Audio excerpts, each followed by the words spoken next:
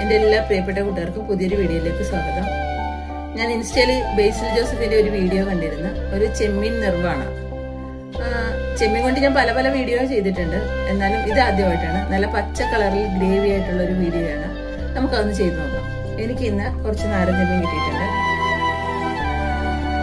ഇതൊന്ന് ഇതിൻ്റെ തോട് കളഞ്ഞ് കഴുകി വൃത്തിയാക്കി കൊണ്ടുവരാം. ചെമ്മീൻ നല്ലവണ്ണം തോട് കളഞ്ഞ് കഴുകി വൃത്തിയാക്കി അതിൻ്റെ നാരൊക്കെ കളഞ്ഞ് ഒരു പാത്രത്തിലാക്കി വെച്ചിട്ടുണ്ട്. ഇനി നമുക്ക് ഇതിലേക്ക് ചേർക്കുന്ന മസാലകളൊക്കെ റെഡിയാക്കി എടുക്കാം. ചെമ്മീനിലേക്ക് ചേർക്കുവാനുള്ള ചേരുവകളെല്ലാം കൂടി നമുക്കൊന്ന് അരച്ചെടുക്കാം. കുറച്ച് മല്ലിച്ചീര എടുത്തിട്ടുണ്ട്. അതിനോടൊപ്പം തന്നെ കുറച്ച് വെളുത്തുള്ളി, കുറച്ച് ചെറിയ ഉള്ളി, 3 പച്ചമുളക്, ഒരു കഷ്ണം ഇഞ്ചി, കുറച്ച് മുളക് പൊടി,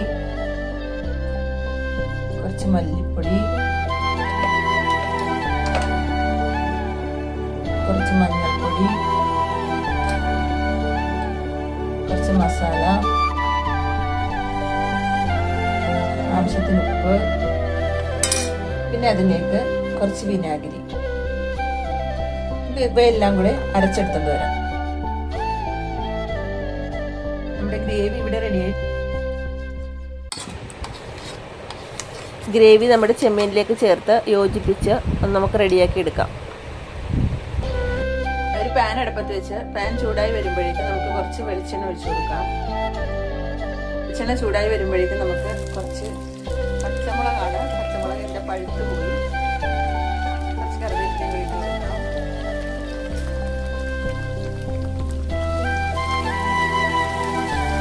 പച്ചമുളകും കറിവേപ്പിലയും ചൂടായി വരുമ്പോഴേക്കും നമുക്ക് ചെമ്മീൻ ഇട്ട് കൊടുക്കാം.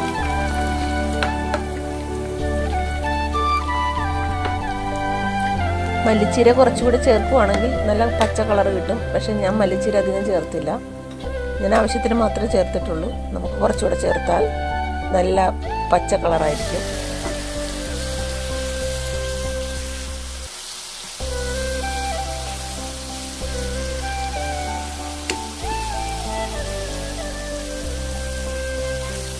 നമ്മുടെ ഇവിടെ ചെമ്മീൻ മസാലയൊക്കെ പിടിച്ച് നല്ല റെഡിയായിട്ട് വന്നിട്ടുണ്ട്. ഇനി നമുക്കിതിലേക്ക് കുറച്ച് തേങ്ങാപ്പാൽ കൂടി ഒഴിച്ചു കൊടുക്കാം.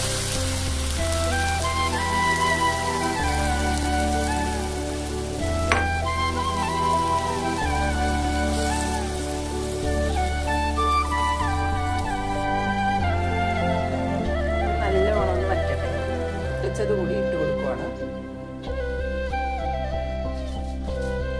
നമുക്കിതൊന്നൊരു പാത്രത്തിലേക്ക് മാറ്റാം.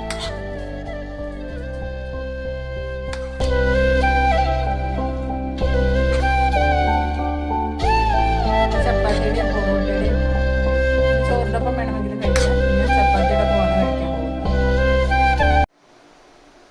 ചപ്പാത്തിയുടെ ഒപ്പം ഒന്ന് കഴിച്ചു നോക്കുവാണ്.